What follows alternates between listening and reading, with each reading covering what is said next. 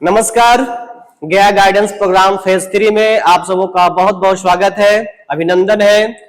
और मैं हूं कमलेश कुमार यादव, पब्लिक उच्च विद्यालय रानीगंज इमामगंज, जो सरस्वती विद्या निकेतन मॉडल स्कूल भी है। हिंदी का शिक्षक हूं और आज मैं आपसे बात करने आ रहा हूं कि आप बहुत कम समय में हिंदी में कैसे कम समय में अच्छे अंक लाएं, उसको लेकर हम लोग बात करेंगे। और आज हम बात करेंगे जो बहुत ही प्रसिद्ध कहानी है मछली। उस मछली में कौन कौन सी बातें आएंगी, कौन से प्रश्न आएंगे और कैसे उसका सॉल्यूशन करेंगे, सारी बातें आपको सोल्व करेंगे आज इस वीडियो में। आप हमारे साथ जुड़े और अच्छी तरह से समझे, पूरे ध्यान से सुनेंगे। तो चलिए हम लेके चलते हैं आपको। जो पहला जो हम बात करते हैं गोधूली भाग 2 का, ये 10 पार्ट है और पार्ट का नाम है मछली। ये कहानी विधा है और इस कहानी विधा के कहानीकार हैं विनोद कुमार शुक्ल। इसमें हम आपसे जो पीछे कई वर्षों से बोर्ड मैट्रिक की बोर्ड में परीक्षा प्रश्न पूछे गए हैं, उन प्रश्नों को बताएंगे, उसके हल भी बताएंगे। और ये दोनों सब्जेक्टिव है और ऑब्जेक्टिव भी। तो चलते हैं हम लोग सीधे इस आगे के कार्यक्रम में और देखते हैं। सबसे पहले आपको हम बता रहे हैं कवि परिचय, लेखक परिचय। तो इस लेखक परिचय में जैसा कि मैंने आपको बताया कि इनके लेखक का नाम है विनोद कुमार शुक्ल। तो इनका जन्म हुआ था 1 जनवरी 1937 ईस्वी को छत्तीसगढ़ के राजनांद गांव में। और इनका जो पेशा था, जो पहले बताया मैंने कि ये विज्ञान के स्टूडेंट रहे हैं, ये इसलिए प्रोफेसर भी रहे हैं, कृषि विश्वविद्यालय में प्रोफेसर थे।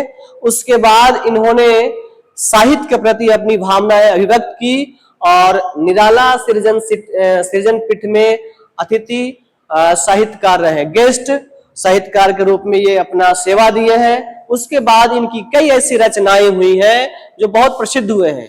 अभी इनका पिछले ही साल इनका निधन हुआ है, बहुत पॉपुलर रहे ये इस निधन में, बहुत जल्दी इनका निधन हुआ है। तो ये हम जानेंगे कि किस प्रकार की इन्होंने रचना की है और क्या इसका सामाजिक अभिप्राय है इनके मछली कहानी में, और आपके जीवन में क्या इसका फायदा होगा, आपकी परीक्षा में कैसे आप अच्छा अंक आएंगे, इन सब बातों पे बात करेंगे। तो हम लोग अब देखते हैं इनकी जो पहली कविता है, जिसको हम लोग संग्रह के रूप में देख रहे हैं, तो ये है लगभग जय हिंद। इनका पहला संग्रह है पहचान सीरीज, ये है, ये 2 इनके कविता संग्रह में है। उसके बाद अगर उपन्यास की हम बात करें तो नौकर की कमीज, ये इनका प्रमुख उपन्यास है। उसके बाद खिलेगा तो देखेंगे, यह भी इनका उपन्यास है। और दीवार में एक खिड़की रहती थी। बच्चों, ये बहुत इंपॉर्टेंस ये प्रश्न आ सकते हैं कि दीवार में एक खिड़की रहती थी, ये किनका उपन्यास है? अब बताएंगे, विनोद कुमार शुक्ल का है। नौकर की कमीज तो आपको नेट की परीक्षा में और भी कई परीक्षाओं में पूछते रहता है, तो इसको भी आपको रखना है नजर में कि ये हमेशा ही आपको याद रहे। अब आइए हम लोग चलते हैं कहानी संग्रह, पेड़ पर कमरा। अब थोड़ी सी संग्रह समझ लीजिए क्या है। जब आप किसी जैसे कहानियों का, ढेर सारे कहानियों का अगर बुक में हम उसको समेकित कर लेते हैं तो वो संग्रह के रूप में माना जाता है। तो इन्होंने जो कहानियों का एक संग्रह बनाया है, कहानियों का जो एक समूह बनाया है, तो उसमें एक नाम है पेड़ पर कमरा, एक कहानी समूह है। और दूसरा जो है महाविद्यालय। ये आपके बोर्ड में अक्सर प्रश्न आएंगे कि विनोद कुमार शुक्ल की जो मछली कहानी है वो कौन सी कहानी संग्रह से ली गई है, तो आप इसका उत्तर बताएंगे महाविद्यालय। बिल्कुल समझ पा रहे बच्चों। तो हम आगे चले कि इनके जो कौन कौन सा पुरस्कार और सम्मान मिला है, थोड़ा इन पे नजर रख लें। तो साहित्य अकादमी पुरस्कार 1990 में मिला है इन्हें, ये भी प्रश्न आए हैं, कई बार आपसे प्रश्न आएंगे। रघुवीर सहाय स्मृति पुरस्कार 1992 में मिला है इनको। और दयावती मोदी कवि शेखर सम्मान इनको 1997 में मिला है। तो इसके बाद इनकी विशेषता जो है वो समझ लीजिए कि इनकी जो नौकर की कमीज है, इस पे फिल्म भी बनी है, मनी कौल द्वारा फिल्म बनाई गई है, जो इटली की जो भाषा है उसमें भी रचना अनुवाद किया गया है। कई बातें हैं, एक तो फिल्म बनाई गई है इनकी जो रचना है उसको इटली वाली भाषा में अनुवाद किया गया है। तो ये बहुत प्रसिद्ध रही है इनकी नौकर की कमीज, इसको समझ लेना है। अब हम लोग थोड़ा आगे चलते हैं। इसके बाद क्या है कहानी, मछली कहानी है क्या, क्यों मछली शीर्षक रखा गया और मछली का इर्द गिर्द क्या है। तो बच्चों यह जो है अत्यंत संवेदनशील मुद्दा है और यथार्थ सच्ची घटना पे जुड़ी बातें हैं। जो लेखक है वो महाविद्यालय जो कहानी संग्रह है उसमें उन्होंने लिखा है, और एक निम्न मध्य वर्गीय परिवार में जो उसके अंदर, घर के अंदर जो हालात होती है, जो स्थितियां होती है, उसका अक्षरशः या बिल्कुल यथार्थ दर्शन कराया है, चित्रण कराया है। वहां के पारिवारिक संबंध कैसे होते हैं उस परिवार में, उसका उन्होंने वर्णन किया है। बच्चों की बाल सुलभता, बाल जो लीलाएं होती है, बाल जो चपलता होती है, उसको इसमें दिखाया है। उनकी इच्छाएं क्या होती है। समाज में जो व्याप्त है लिंग भेद, जिस समय लेखक लिख रहे थे उस समय भी समाज में ये लिंग भेद की स्थिति थी, उसका भी यहाँ पे वर्णन किया गया। ये सारी बातें हैं। देखिए इसमें प्रमुख घटनाएं क्या है। प्रमुख घटनाएं यह है कि बाजार से घर की ओर एक दिन पिताजी बाजार से 3 मछलियां खरीदते हैं। पानी बरस रहा होता है और लेखक उसका छोटा भाई संतु, लेखक का छोटा भाई का नाम क्या है, संतु, ठीक। तो मछली जो मछलियां हैं वो झोले में लेके भागते हुए आता है घर की ओर, और ताकि इसलिए कि बिना पानी की मछलियां मर ना जाए। जैसा कि आप जानते हैं 2 ही मछली जीवित थी, एक मछली उसी समय मर गई थी। तो ये 2 मछलियां को बचाने के लिए लोग भागे भागे रास्ते से, संक्षेप में जो शॉर्टकट रास्ता था उससे वो गलियों में घुस करके अपने घर पहुंचना चाहते थे ताकि वो मछली को जीवित बचा सके। तो ये उसके लिए उन्होंने क्या किया था कि रास्ते में बारिश हो रही थी, तो बारिश के दौरान उन्होंने झोला का जो मुंह है उसको खोल लिया था ताकि मछली के मुंह में पानी जाए, वो जीवित रह पाए। इस तरह की ये घटनाएं हैं। फिर घटनाएं क्या है, मछली जिसमें 3 मछलियों में 2 जीवित थी, एक मर चुकी थी। तो लेखक और संतु ये चाहते थे कि पिताजी एक मछली को छोड़ दे, वो जीवित छोड़ दे, और उस मछली को वो अपने कुएं में डाल दे, और जब उसकी इच्छा होगी तो निकालेंगे, खेलेंगे, फिर उस मछली को उसी कुएं में डाल देंगे। ये इन लोगों की इच्छा थी, और इसीलिए इन लोग जो है वो घर ले जाने के बाद बाल्टी में रखते हैं ताकि उसको जीवित रखें। ये कहानी, इसमें आगे बढ़ते हैं हम लोग। इसके बाद ये है स्नान घर का दृश्य है। यहाँ पे घर पहुंचकर उन लोग जब स्नान घर में जाते हैं तो आधी बाल्टी, भरी बाल्टी में मछलियां उड़ते हैं, पूरी भरी हुई नहीं। छोटी मछली अचानक पानी के बहाव के कारण स्नान घर की नाली में चली जाती है, और उसको फिर पकड़ता है उसका जो भाई लेखक है, उसको पकड़ के मछली को फिर डालता है उसमें। और वो बताते हैं कि पिछली बार एक हुई थी कि जो घर के नाली से जो लगा हुआ है वो बाहर निकलती है, जो बड़ी नाली, उससे होते हुए दूर 3 मील दूर एक नदी है, मोहारा नदी, उसमें वो मछलियां चली जाती है। ये उसको दीदी बताई थी।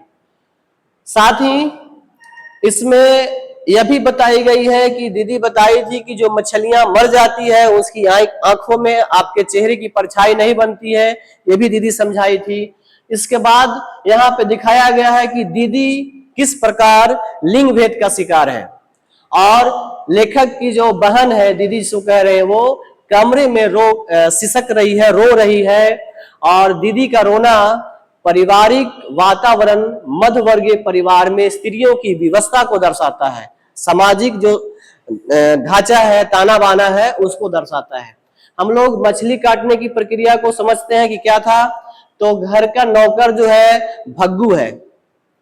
बच्चों समझ पाएंगे भग्गू कौन है, तो घर का नौकर है, और वो पाटे पर रखकर मछली को काटता है। पाटे जो लकड़ी का बना होता है उसके लिए बनाया गया था। जब संतु को पता चलता है कि मछलियां काटी जाएगी तो वह एक मछली वहां से लेके भाग जाता है और वो कुएं तरफ दौड़ता है। उसके पीछे पीछे संतु को पीछे पीछे उसका भग्गू भी दौड़ता है, और इस तरह से वो मछली को पकड़ के लिपट के वो गिर जाता है, पूरा वो बारिश हुई थी, वो पूरा उसका शरीर भीग जाता है, कीचड़ में सन जाता है। तो इस तरह का अरे अरे करते हुए भग्गू दौड़ता है, ये भी एक घटना इसमें है। उसके बाद फिर उनके पिताजी बहुत डांटते हैं और बहन जो है दीदी ये बहुत प्यार करती है। तो इस तरह की घटनाएं इसमें सारांश कुछ मूल बातें आई है कि किस प्रकार मछली घर में बनाई जाती है, कौन कौन से इसमें घटनाएं होती हैं, उसका यहाँ पे बातें आई है। अब भग्गू का क्या काम था, मसाला कौन पीसेंगे, हम लोग बहुत से बातें इसको अब हम जानते हैं, क्योंकि ये संक्षेप बातें थी, बाकी आपने पढ़ा है। अब हम लोग सीधे प्रश्न पे चलते हैं। आपकी तैयारी के दृष्टिकोण से, बोर्ड में अच्छे अंकों के दृष्टिकोण से आपका क्या क्या फायदे होंगे। देखिए हमने तैयार किया है, पहला प्रश्न जो है वो मछली शीर्षक कहानी के कहानीकार कौन है। यह जो है बिहार बोर्ड के 2018 और 21 में प्रश्न आए हैं, जो बहुत इंपॉर्टेंट आपके लिए है, इस पर भी प्रश्न आ सकते हैं। और इसमें मछली शीर्षक कहानी अभी मैंने बताया आपको, तो ये विनोद कुमार शुक्ल, तो इसको आप राउंड गोल कर सकते हैं जो आपको दिया जाएगा। फिर है मछली किस कहानी संग्रह से ली गई है, ये भी प्रश्न आए हैं, तो ये बताया था महाविद्यालय कहानी संग्रह से, वहां से ली गई है। उसके बाद आगे हम लोग चलते हैं, पिताजी ने बाजार से कितनी मछलियां खरीदी थी। ये भी बहुत प्रश्न कई बार आए हैं, 2 बार तो प्रश्न आ चुके हैं 18-20 में। तो इसमें कितनी मछलियां होंगे, 3, बिल्कुल सही है, ये आपका सही उत्तर है। झोले में कितनी मछलियां जिंदा थी, तो ये भी इंपॉर्टेंट प्रश्न है। इसमें उत्तर होगा 2, एक उसी समय मर गई थी, खरीदते समय ही, तो ये प्रश्न का उत्तर हो गया। आगे है विनोद कुमार शुक्ल का जन्म कब हुआ था, तो आप इसका उत्तर क्या बताएंगे। 1 जनवरी 1937 ईस्वी में इनका जन्म हुआ था छत्तीसगढ़ में, और ये भी प्रश्न आया हुआ है ना, इस तरह के प्रश्न इनके आए हैं। फिर अगला प्रश्न है, जो विनोद कुमार शुक्ल का जन्म कहाँ हुआ था, जन्म स्थान, तो दुर्ग छत्तीसगढ़, या फिर राजनांदगांव छत्तीसगढ़, या पटना बिहार, या इलाहाबाद उत्तर प्रदेश। तो आप इसमें बिल्कुल बताए थे, ये राजनांदगांव जो है छत्तीसगढ़ का है, उसका सही उत्तर है, ये भी प्रश्न आ चुका है। उसके बाद है संतू मछली लेकर क्यों भागा, तो पता है वो कुएं में डालने के लिए, वो मछली को पालना चाहता था, उसे बाल सुबलता उनके अंदर चलता थी कि मछली को कैसे हम पाल के रखें, और जब उसकी इच्छा होगी तब वो बाहर निकालेगा, तो इसलिए उसका उत्तर होगा कुएं में डालने के लिए।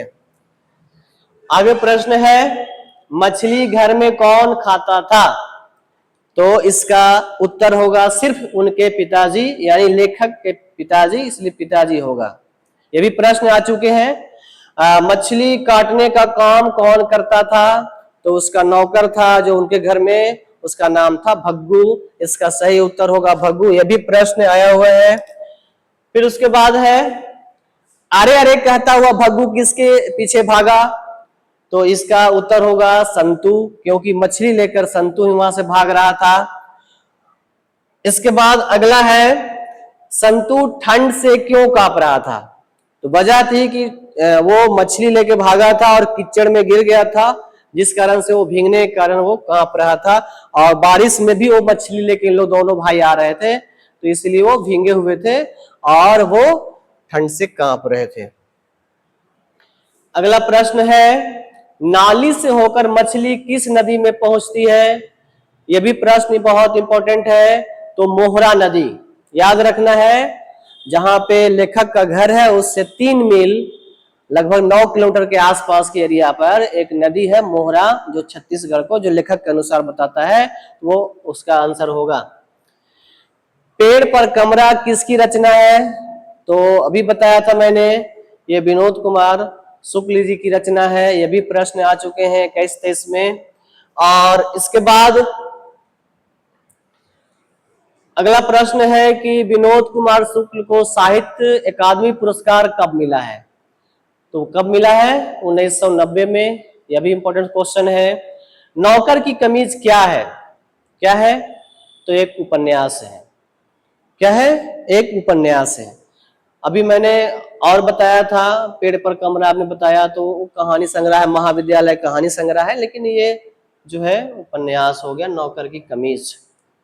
उसके बाद है नौकर की कमीज उपन्यास पर किसने फिल्म बनाई थी? किसने बनाई थी? मनी कौल, बिल्कुल सही उत्तर है। मनी कौल निर्देशक है, फिल्म निर्देशक, जिन्होंने फिल्म बनाई है इन पे, इनकी इस उपन्यास पे। उसके बाद है मृत मछली की आंखों में क्या दिखाई दे रही थी?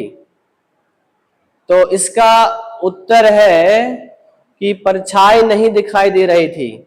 इसका मतलब दीदी बताई थी कि जो मछलियां मर जाती है उसमें आपके परछाई नहीं दिखाई देगी, और वो उन लोग मरी हुई मछलियों को देख देख करके वो परछाई देखना चाह रहे थे।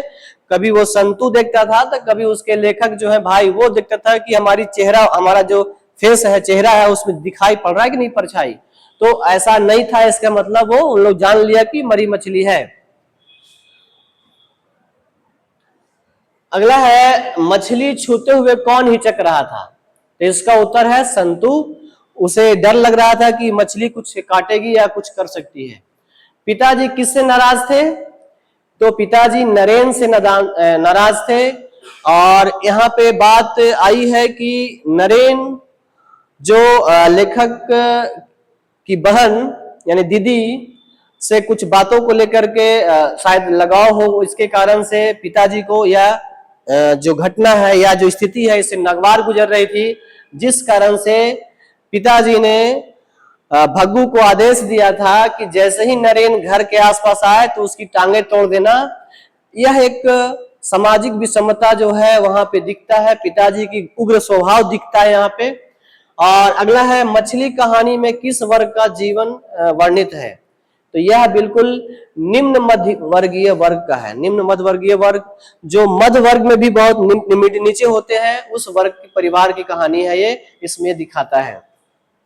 और हम लोग कुछ और प्रश्न है, मसाला कौन पीस रही थी? तो इसका उत्तर होगा मां पीस रही थी। विनोद कुमार शुक्ल निराला सृजन पीठ में अतिथि साहित्यकार कब से कब तक रहे? तो इसका उत्तर था क्या है? 1994 से 96 तक, इतने सालों तक वो इसमें रहे। ये देखिए 2020 में ये प्रश्न आए हैं कि निराला सृजन पीठ में अतिथि साहित्यकार के रूप में कब तक रहे हैं वो। इसके बाद आगे चलते हैं हम लोग, और देखिए ये प्रश्न है, लेखक विनोद कुमार शुक्ल का प्रथम कविता संग्रह कौन सा है? क्या था? लगभग जय हिंद। 1971 में इनकी रचना है, वो पहली उन्होंने संग्रह के रूप में तैयार किया था। ये है। मोहरा नदी शहर से कितनी दूर पर थी? तो 3 मील पर थी, बिल्कुल सही उत्तर है। और हम अब अंतिम इसका जो प्रश्न तैयार हुआ है ऑब्जेक्टिव का, वो अंतिम प्रश्न है, संतू और लेखक ने भीगे हुए कपड़ों का क्या किया? तो उन लोगों ने उससे बिल्कुल निचोड़ करके केवल पैंट पहन लिया। यह प्रश्न का उत्तर सही होगा। अब हम लोग इसके बाद, चूंकि ये तो आपके ऑब्जेक्टिव है, अब हम लोग कैसे सब्जेक्टिव में अच्छे अंक लाए, कैसे नंबर लाए, उस पर बात करेंगे। तो चलिए, ये भी प्रश्न बहुत इंपॉर्टेंट है। ये प्रश्न आया है और क्या है, झोले में मछलियां लेकर बच्चे दौड़ते हुए पतली गली में क्यों घुस गए? तो उत्तर क्या होगा? बाजार में भारी भीड़ थी और अचानक तेज वर्षा होने लगी थी। बच्चों को डर था कि पानी के बिना झोले में रखी मछलियां मर जाएगी, इसीलिए उन लोगों ने पतली गली का रास्ता से निकल के चलना शुरू किया ताकि वो जल्दी से घर पहुंच जाए। इस तरह की ये प्रश्न है, इनके उत्तर ये होंगे। अगला प्रश्न है, और ये प्रश्न क्या है, मछलियों को लेकर बच्चों की क्या अभिलाषा थी, क्या इच्छा थी, क्या चाह थी? ये प्रश्न है। और प्रश्न का उत्तर यह है कि बच्चों मतलब दोनों, लेखक और उसके भाई संतू, वो दोनों की इच्छा, ये अभिलाषा यह थी कि पिताजी से एक जीवित मछली मांग लेंगे और कुएं, घर के जो बगल में कुआं है उसमें डाल देंगे, पालेंगे। जब मछली बड़ी हो जाएगी तब जब मन करेगा उसको निकालेंगे, फिर कुएं में डाल देंगे। ये है इस प्रश्न का उत्तर, ये अभिलाषा क्या थी। ठीक है। हालांकि पिताजी बहुत क्रूर स्वभाव के थे, बहुत गुस्सैल थे, ये उनकी मंशा उन बच्चों की नहीं पूरी हुई थी, इस कहानी में उन्होंने जिक्र किया है। तो आगे हम लोग तीसरा प्रश्न की ओर चलते हैं। मछली को छूते हुए संतु क्यों हिचक रहा था, ये प्रश्न है। तो जैसा कि संतु बहुत छोटा है, कोमल मन मस्तिष्क का है, बच्चा छोटा है, उसे डर लग रहा था कि कहीं मछली उसे काट ना ले, और छोटा बच्चा को ऐसा लगता है नया चीज में वो, इसलिए वो मछली छूने से डर रहा था। मरी मछलियों को भी छूने में उसको डर लगा, जो मरी मछली थी उसको छूने में डर लग रहा था। यही बाल सुलभ जो भय है, उसके कारण ऐसा मछली छूने से वो हिचक रहा था। ये प्रश्न का उत्तर हो गया। अगला प्रश्न है, मछली के बारे में दीदी ने क्या जानकारी दी थी, बच्चों ने इसकी परख कैसे की। तो मछली के बारे में दीदी ने बताई थी, जानकारी दी थी कि जो मछली मर जाती है उसकी आंखों में इंसान की परछाई यानी छाया नहीं दिखाई देती है। बच्चों ने जीवित और मृत मछलियों का अंतर इसी से पता लगाया। उन्हें मरी मछली को अपने सामने लाकर चेहरे दिखा, उसमें दिखाई नहीं दिया। उसके बाद जिंदा मछलियों को परख किया उसमें, तो उसे पता चला कि दोनों के बीच में फर्क किया, वो जांचा और वो उसका सही लगा, इसलिए दीदी की बात को उन्होंने परख किया। ये प्रश्न का उत्तर आप इस ढंग से लिखेंगे तो आपके अच्छे अंक आएंगे। और बेहतर जो आप अपनी समझ रखते हैं, जो प्रश्नों को आप अपने कॉन्सेप्ट दिमाग में प्रश्न का उत्तर आ रहा है उसमें ऐड कर सकते हैं। और आपको ये देखना है कि वो लघु प्रश्न है या फिर अति लघु में है या फिर दीर्घ है, ये समझना आपको है क्या किस तरह का प्रश्न है। अगला जो प्रश्न है, संतु उदास क्यों हो गया, ये भी प्रश्न है। तो संतु को जब पता चला कि बाजार से लाई गई मछली को भग्गू जो नौकर है उसको द्वारा काट के पकाया जाएगा, तब वो उदास हो गया।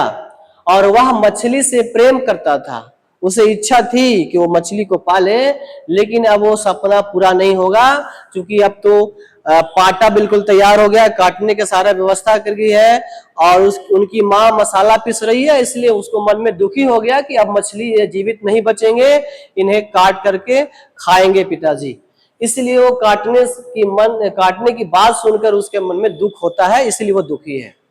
अब आइए अगला प्रश्न है कि घर में मछली कौन खाता था और कैसे बनाई जाती थी।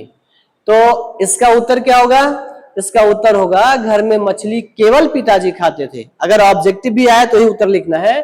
और माँ मछली नहीं खाती थी, वह केवल मसाला पीस देती थी और नौकर भग्गू जो था स्नान घर के पास जो है पाटे पर वो उसको काटता था और बाहर वहीं पे बनाता था। इस तरह की व्यवस्था कराई गई थी। ठीक है, अब आगे हम लोग चले और ये जो है प्रश्न अरे अरे कहकर भग्गू क्यों पीछे भागा, उसका प्रश्न है यहाँ पे। तो इसका उत्तर होगा भग्गू संतु के पीछे इसलिए भागा क्योंकि जब भग्गू मछली काटने की तैयारी कर रहा था तब संतु ने एक मछली लेकर के वो भागने लगा और वह जिंदा कुआं में डालने का प्रयास कर रहा था, इसलिए निकल लेकर भागा था, जिसके पीछे पीछे भग्गू भागा। चूंकि भग्गू को पता था कि अगर मछली कुआं में डाल देंगे ये बालक तो हमें बहुत डांट पड़ेगी, हमें बहुत परेशानी होगी, इसलिए वो उसके पीछे भागा। पिताजी किससे नाराज थे और क्यों। तो बच्चों इसका उत्तर होगा पिताजी नरेन जो दीदी से जुड़ा हुआ कोई व्यक्ति है, कोई ऐसा लड़का है जो दीदी से उसका कुछ है बातें लगता है, जिससे वो पिताजी बहुत नाराज थे। और इससे इतना नाराज थे, इतने क्रोधित थे कि भग्गू को स्पष्ट कह दिया था कि अगर वो नरेन नजर आ जाए कहीं पे तो उसकी टांगे तोड़ देना। और यही वजह से वो दीदी कमरे में रो रही थी, सिसक रही थी, वो तड़प रही थी। मछली और इस तरह के जो दोनों के बीच में प्रश्न आएगा, ये यही प्रसंग यहाँ पे है। तो ये बातों को लिखना है कि क्यों किससे नाराज थे और क्यों नाराज थे, ये बातें यहाँ पे बताई गई है। जो होगा पिताजी स्वयं देख लेंगे, ये भी उन्होंने कह दिया था भग्गू को, नौकर को। अब आइए मछली, ये जो बहुत इंपॉर्टेंट को देखिए कितना बार 18 से लेकर के 23 में 3 बार प्रश्न पूछे जा चुके हैं और बहुत बार प्रश्न आते हैं। क्या है, मछली और दीदी में क्या समानता दिखाई पड़ी, स्पष्ट करें। तो स्पष्ट क्या है, लेखक ने मछली और दीदी के बीच गहरी संवेदनात्मक समानता स्थापित की है, बताई है। क्या है? तड़पन और असहायता।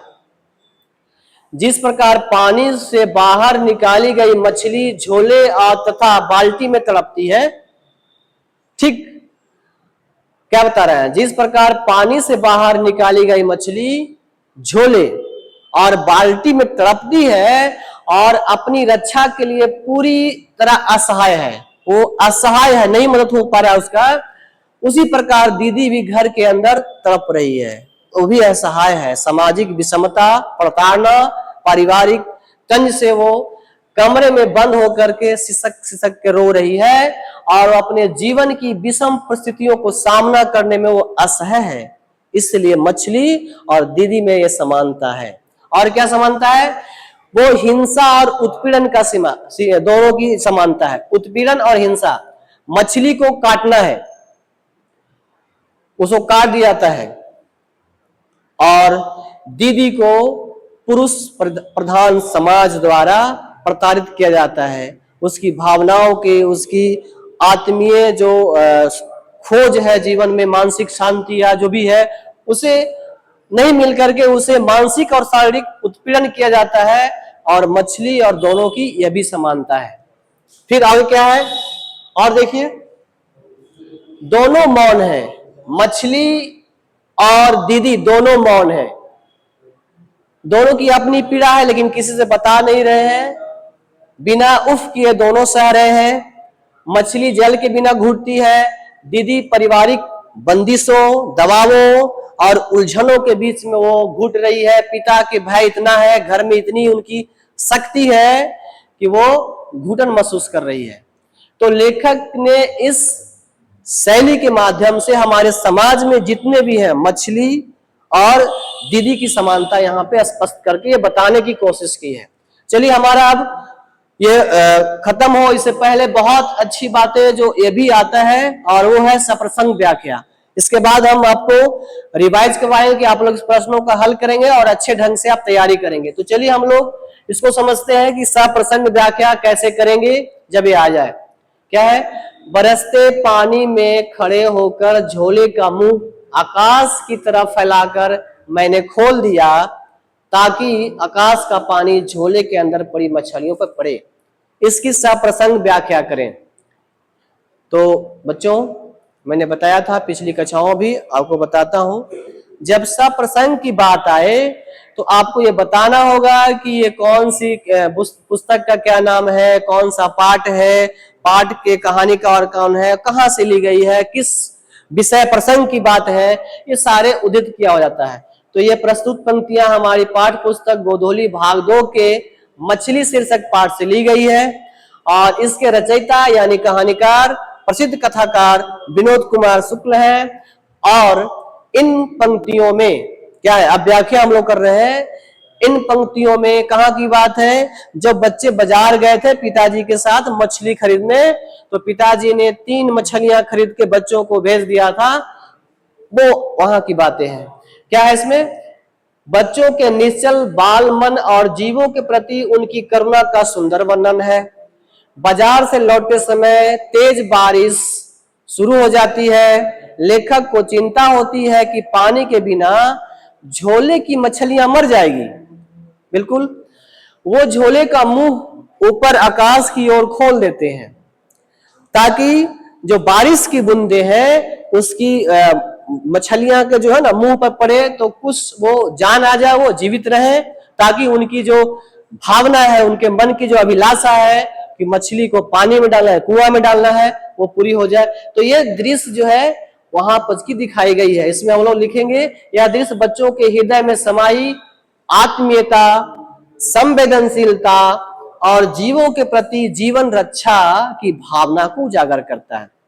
ये सारे प्रसंग आप इसमें लिख सकते हैं। यह है सप्रसंग व्याख्या, इसको आप करेंगे अच्छे अंक आएंगे। इस तरह से एक और सप्रसंग व्याख्या है, नहीं इसमें है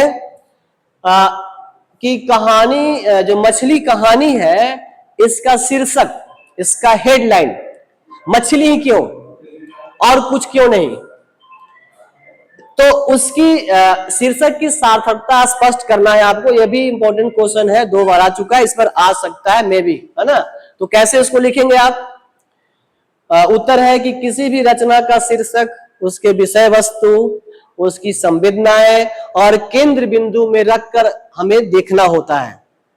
तो हम जब मछली कहानी को देखते हैं, उसको पूरा दृष्टिकोण नजर रखते हैं उस पर, तो आती है बातें क्या क्या कि पूरी जो कहानी है मछली पर टिका हुआ है। बाजार में भी मछली का मामला है, ठीक है, बच्चे जब बाजार से घर जाते हैं तब भी मछली का मामला है, और वो घर में भी पूरी बातें हैं उसमें, पाटे पर काटना या मछली को बच्चे द्वारा खेलना या उसके बारे में बातें करना। तो कुल मिलाकर की सारी बातें, इस कहानी की सारी जो मूल केंद्र बिंदु है वो मछली ही है। तो इस से बात स्पष्ट होती है कि यह शीर्षक बिल्कुल सटीक है। आप इसको लिख सकते हैं इस तरह से, जो बातें हम बता रहे हैं, जैसे पूरी कहानी बाजार से खरीदी गई 3 मछलियों के इर्द गिर्द घूमती है, बच्चों का मछलियों को घर लाना, उन्हें स्नान घर में रखना, कुएं में पालने की इच्छा होना और भग्गू द्वारा काटा जाना, ये सब मछली पर ही केंद्रित है। साथ ही भग्गू का मछली से प्रेम करना और उसे बचाने को लेकर के भागने की कोशिश करना इस कहानी का क्लाइमेक्स है, चरण बिंदु है, जो बहुत ही सुंदरता प्रदान करती है। तो ये भी बहुत इंपॉर्टेंट है। फिर बातें हैं कि मछली केवल जीव नहीं है, बल्कि वो शोषण, विवशता और यातना सह रही निम्न मध्य वर्गीय की एक कहानी है। यह एक प्रतीक हो सकता है मछली, लेकिन असली वह जीवन जो मनुष्य झेल रहा है, एक बहुत बड़ा परिवार, उसमें एक लड़की, क्या नाम है उसका, दीदी, तो वो दीदी का जो है ना वो जीवंत प्रतीक है। यही कहानी की सार्थकता है और इसीलिए ये कहानी बहुत ही सही शीर्षक के साथ जुड़ा हुआ है। ठीक है बच्चों, तो अब हम एक और प्रश्न के साथ खत्म करते हैं आपका ये प्रोग्राम। इसमें है दीदी का चरित्र चित्रण करें, दीदी का चरित्र चित्रण कीजिए।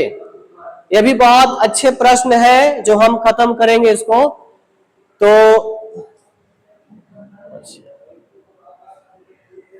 देखिए क्या है मछली कहानी में अच्छा पहले हम लोग समझ लें कि चरित्र चित्रण क्या होता है। जैसे आप लोग रोल देखते हैं फिल्मों में या फिर कोई नाटक वगैरह, तो हर व्यक्ति का एक रोल होता है। कोई विलेन का रोल करता है, कोई हीरो का करता है, कोई स्टूडेंट का भी कर सकता है। तो इसमें दीदी का जो चरित्र है, कैरेक्टर है, वो कैसा है, इस कहानी के में बताने की कोशिश की है कि उसके बारे में आप बताइए कि उनका पूरा ओवरऑल कैसा है। तो क्या हम लिखेंगे, मछली कहानी में दीदी एक अत्यंत महत्वपूर्ण और संवेदनशील पात्र है, सेंसिटिव पात्र है और इंपॉर्टेंट रोल है इनका। इनकी विशेषता क्या है, तो ये बहुत भावुक हैं, बहुत जल्दी भावुक होती हैं और शांत स्वभाव की हैं, बहुत शांत, बहुत प्यार करती है अपने दोनों भाइयों से। घर के तनावपूर्ण माहौल और पिता के कड़े अनुशासन के कारण वो कमरे में अकेले रोती है। ये उसका लाइफ का, जीवन का ये व्यवस्था है, किंतु अपनी व्यथा किसी से नहीं कहती है। ये इसकी कैरेक्टर में शामिल है। उसके साथ क्या है, वे अपने छोटे भाइयों लेखक और संतू से बहुत प्यार करती है और बच्चों को मछलियों के बारे में ज्ञान देती हैं। जब भग्गू जो है वो संतू जब पूरा कीचड़ में सना गया था, उसको स्नान करके, है ना, जब ठंड से आया था, पूरा बाल संभाला, बहुत अच्छे से कपड़ा पहनाया, ये सारा देख रेख दीदी कर रही थी। तो ये सारी बातें हैं। इसके साथ ही दीदी का चरित्र मध्यवर्गीय भारतीय समाज में बंदिशों में जीने वाली है। ये कैरेक्टर कैसा है, तो जो समाज हमारा बॉन्डिंग है, जो समाज का जो बैंड लगा हुआ चीजें है, उसके साथ जीने वाली ये दीदी है और पितृसत्तात्मक दबाव के झेलने वाली है, अंदर अंदर घुटने वाली है। तो इस तरह का ये प्रश्न का उत्तर आप लिखेंगे। इस तरह से हमारा जो है